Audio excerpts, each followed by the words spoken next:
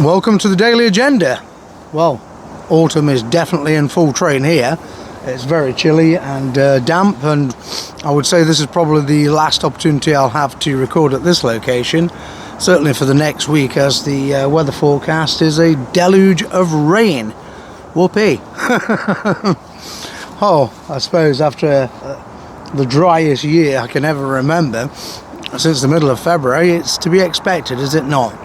So tonight we're going to cover the ongoing obsession with civil war. This time it's being generated by Dan Wootton. They can just never let this issue go off the boil, can they? I mean, can anyone honestly see Dan Wootton fighting in a civil war? My goodness, honestly. It's laughable, isn't it? But the fact that they're actually pumping and promoting it again isn't laughable. It's actually very dangerous. And it's very dangerous to all of us.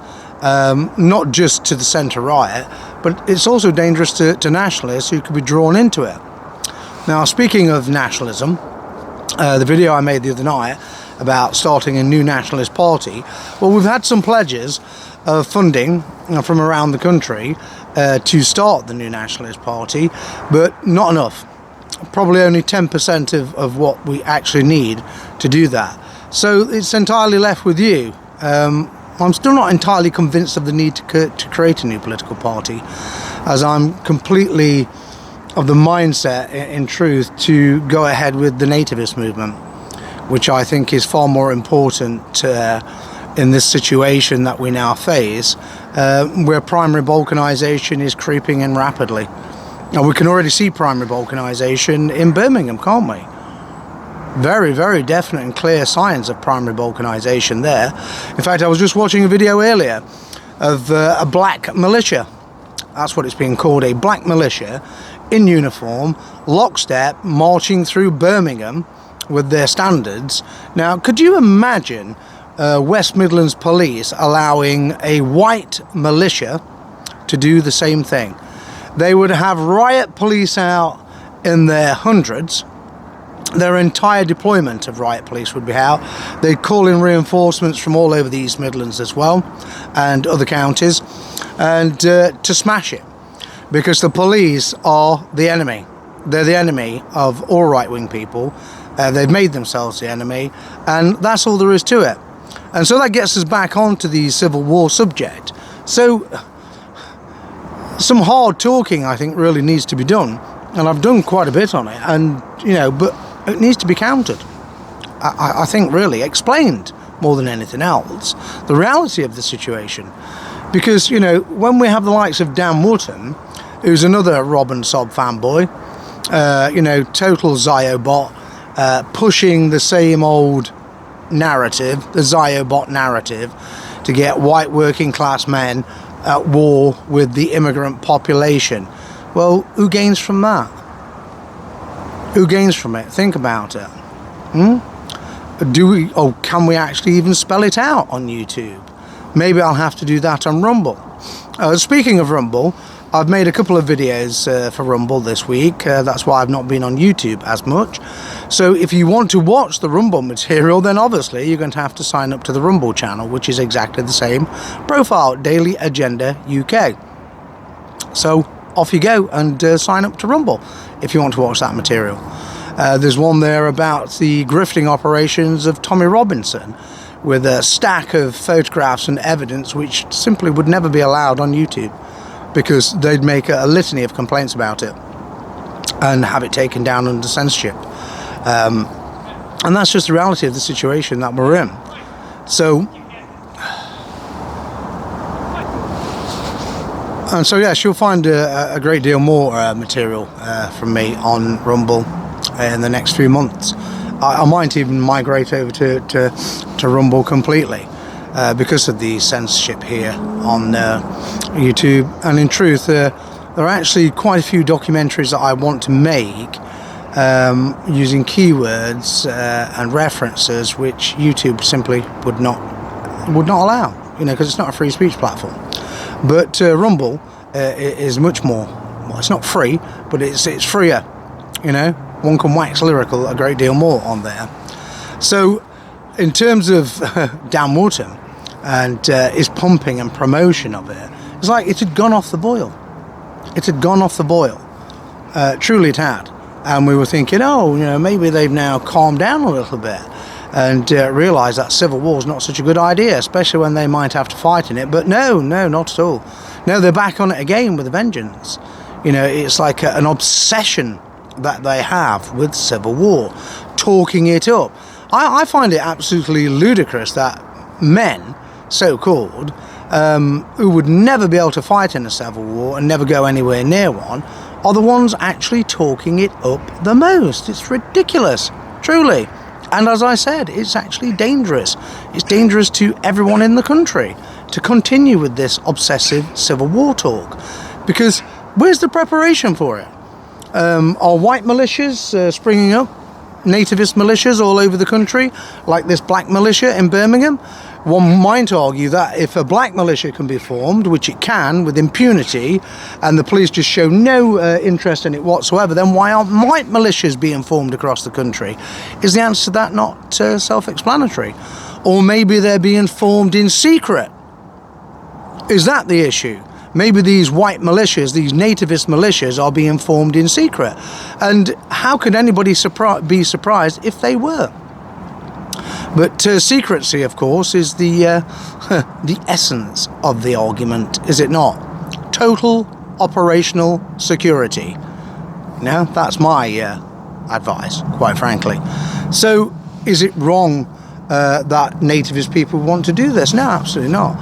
As primary balkanisation creeps out of London and Birmingham, Manchester isn't primarily balkanised yet, but London and Birmingham definitely are. I guess you could say Leicester is as well, but not to the same threatening extent that Birmingham and London is. I mean, Birmingham is just a hellhole, quite frankly. That's all Birmingham has become. And I saw that happening 35 years ago. When I was first in the British National Party, you could see very clearly what Birmingham was becoming and what it was going to become. And we predicted what it would become. And we also predicted back there that all of this would end in a civil war. Eventually, some decades into the future, it would end in a civil war, or what some people call race war. So the civil war, as we understand it, is actually a war along racial, ethnic, and religious lines. The Islamists are being pandered to and pampered, quite frankly, encouraged, endorsed, all over the country. They're just, they're just doing whatever they want. And it's white people who are being targeted. So my advice is this. If you want to be smart about things, why would you be making videos all the whole time, pumping and promoting civil war without actually making any preparations for it? Does that make any sense at all? It makes absolutely no sense to me in the slightest. But it does make sense if you look at it in this context. Rushing in like a bull at a gate full of anger and hubris, yes, means you lose. You lose the civil war. And so therefore, is that not the real objective behind it? That's my opinion, that's my take on it. That's the way I perceive it. I don't think, the right, the nativists, even the centre right, particularly the centre right, have any chance of winning a civil war in the current state. The centre right in particular are pathetic. They do far too much talking and deliver very little. I mean, look, to be honest, if they're going to carry on talking on civil war, the likes of Dan Wootton, and we've had all of these bloody centre right channels doing it as well. All of them have been doing it all summer, and without a civil war erupting. And although it has here, hasn't it? It's erupted in the mindset, it's solidified in the mindset, it's now created the acceptable thinking, the acceptable narrative. Let's embrace the narrative of civil war is inevitable. I think in terms of the way people think, if that's what they are thinking, then it is inevitable, because thinking that way makes it inevitable. But as I said, I just don't see militias being formed all over the country. I mean, I live in a town that is 98% white. There's no militia being formed there. All of the towns around this area in rural Nottinghamshire are the same 98% white, and the villages, in fact, probably 99.9% white, until Operation Scatter plunges them into balkanisation and probably civil war. I still don't see any sign of militias being formed anywhere in these towns. And it's the same across the country. But in the cities, we see people of immigrant stock, BAME, the BAME community, for want of a better description, forming militias left, right and centre with impunity. Anyone would get the impression that the regime wants them to be armed to the teeth, highly organised, trained and disciplined for a civil war, whilst their bent coppers target white people remorselessly and relentlessly. And you must remember, most of these bent coppers are actually white, brainwashed, that is, totally and utterly brainwashed. But that is my point. If it comes to a civil war, the first line of contact in that civil war will be with these very bent coppers. And I've not seen any demonstrative plan of any description by the centre-right, other than shit-talking, quite frankly, there's loads of that, of how they're going to deal with the bent coppers. Because I don't even see any understanding of them knowing how to deploy, to counter the police deployment tactics, how to break kettling, how to prevent kettling. Where's the constructive thinking into any of it? And rallies and flag waving, etc. That's not going to achieve anything. I mean, I think the closest we come to it is, well, just wait until you see what 40,000 football hooligans can do smashing a police shield wall. I don't doubt that 40,000 very angry football hooligans could absolutely crush a police shield wall of 3 to several thousand strong, in truth, with very heavy casualties on both sides. But yet again, then what? Then what? Where's the blueprint? Where's the plan for what comes after? You know, when it spirals out of control completely. You know, there's just no real thinking. I mean, you know, you can't just keep throwing 40,000 football hooligans at police lines across the country, because there just aren't the numbers to do it. You know, the whole shit-talking process of talking up civil war really needs to come to an end. The fact that none of it is actually being curtailed, that the state is not clamping down on any of these channels, pumping and promoting civil war, should set the alarm bells ringing more than anything else in this country, more than the BAME militias they're allowing to be created across the country. That should be the alarm bell that's ringing in everyone's head, isn't it? Because why are they allowing them to pump and promote civil war? Because that's the agenda. That's their daily agenda. It's not my daily agenda. It's not our daily agenda. That is the regime's agenda. One has to form the thought, basically, that they want that to happen. And the reason why? They want it to happen within the next year to 18 months, simply because the collective right is not ready for it. It's not organised. That's the fact of the matter. And until you see, you know, militias, as it were, being formed to counter these BAME militias in the cities and the Islamists, then, look, you really do just need to stop talking shit about civil war.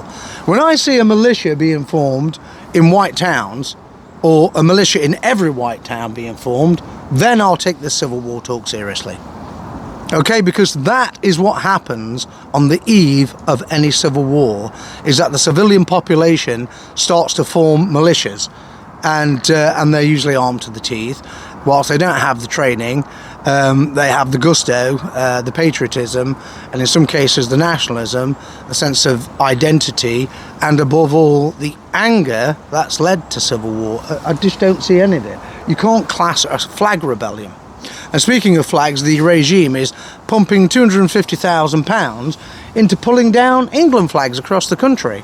No money's being pumped into taking down Palestinian flags and Israeli flags, etc., and all the other foreign flags that are littering this country. Again, a further example of the regime at war with the native population. We've also had a declaration of war from De Sturmer at the Labour Party conference against all white right-wing people. You know? So, you know, what are white right-wing people waiting for? Perhaps it's this messianic complex they've fallen victim to. Perhaps fake Farage is going to save them. Perhaps little Tommy Robinson with his indigenous Judean t-shirt. You know, the Irish citizen, and his clowns keep telling me, oh, he's not Irish. He's not Irish at all. Well, it says on his deportation papers from Canada that he's an Irish citizen. His place of birth is listed as Ireland, making him Irish, and he has an Irish passport. I would say that is, you know, quite obvious that he's Irish, is it not? Crikey, you know, evidence. And these are the people who are talking about civil war. They can't even grasp the most simple molecule of evidence when it's thrown at them. And so my whole opinion on the civil war issue is it's being driven to ensure the right get very, very badly defeated quickly. But if the right makes preparations across the country and literally does start to form militias all across the country, in towns like mine and towns like yours, while we're still the vast majority, then, to be perfectly honest with you, the regime will be crushed in any civil war. But I don't see any evidence of it happening. In fact, I don't even see any evidence of it happening covertly, let alone overtly, because if you're doing it overtly, it'd be intercepted quite easily, wouldn't it? And they throw everything they got at it, probably even their counter-revolutionary war thing murderers at Hereford, because that's all they are. I don't regard them as being heroes, I just regard them as being murderers of the state. There you go. Probably that'll piss off a load of veterans. Good, I don't care. I'm not in the least bit interested. I've heard more shit talk from veterans, quite frankly, the last few years than I have from any other sector on the right. And that is a fact. Any other sector on the right, the most shit talk comes from veterans. Well, let's go back to 2018 when little Tommy Robinson, you know, the Irish junkie, the Irish citizen, who's currently in in Judea with the Judean People's Front, led by Netanyahu, taking his new orders to come back here and spread the poison and the cancer of multiculturalism controlled by Zionism, because that's all Tommy is. He's just a cultural Marxist. In fact, he said today that he wanted Muslims to be British. Very intriguing, isn't it? Very intriguing. A man just absolutely littered with contradictions of every description. That should cause for alarm. No, alarm bells are not ringing. But yes, in truth, the veterans, my goodness, 2018, I remember it very clearly at the so-called free speech event in London, where a veteran got up on stage in his combat fatigues, and said, "Are you ready to die for free speech? You know what? I've not seen anyone die for free speech." Oh, well, actually, I think we probably have, haven't we? Although we didn't watch his sad and unfortunate death. His name was Peter Lynch, and he exercised his right to freedom of expression. Probably not in the most calm and professional way that you would expect, but that's just human behaviour for it. It's human nature. And it cost him his life, and we've seen evidence that obviously the prison service, the prison officers, HMP Moreland, were harassing him, bullying him, intimidating on political grounds. You can be absolutely certain, unequivocally certain, that it was the same fucking crackpots at Area Command who had those crackpots at HMP Ranby and HMP Sudbury harassing me around the clock on political grounds, hoping I'd do exactly the same thing as Peter Lynch, but I didn't, because I'm too strong. Far too strong-willed. You know? Me, I don't give in like that. My agenda is to fight to the death. I don't intend to surrender, you can be absolutely certain of that. I'm far too strong-willed. But the very sad and terrible death of Peter Lynch, yes, absolutely. He lost his life in defence of free speech. I do expect other people to lose their lives in defence of free speech, but certainly not in the way that some veteran talking shit on the stage of Tommy Robinson rally explained in 2018. You know, where's the delivery? Where's the delivery? Frankly.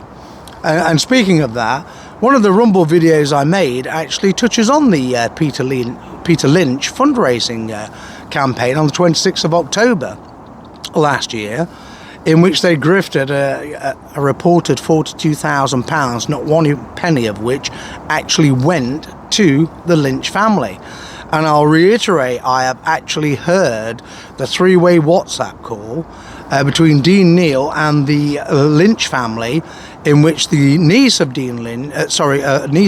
Peter Lynch confirmed that they had not been offered any money.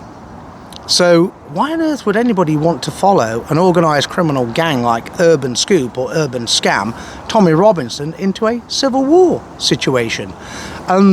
Dan Wootton, of course, is one of Tommy Robinson's biggest fanboys. You know, maybe there's some homoeroticism going on there, who knows? Who can explain it? Speaking of homoeroticism, we'll close on this amusing note. Liam Tubbs, who hosts the Dozen podcast, very good podcast as well, in actual fact, I might add. And I saw him interviewing Ant Middleton, another veteran. And who's failed to deliver in any capacity with his shit talk of civil war and revolution and a coup. Oh, sorry, did he say that? Or didn't he say it? See, the jury's out on that one. That's a moot point. But what I'm saying is, yes, Liam Tubbs, he said, you know, you're still a very handsome man, to Ant Middleton. And then it immediately triggered the alarm bells. Because I thought, how many men has he actually said this to now on his podcast? You know, maybe there's some deep hidden homoeroticism going on there. And they do say men bond in times of war, particularly civil war. Thank you for tuning in to the Daily Agenda, and I hope you enjoyed closing on that humorous note. See you soon, but it won't be at this location.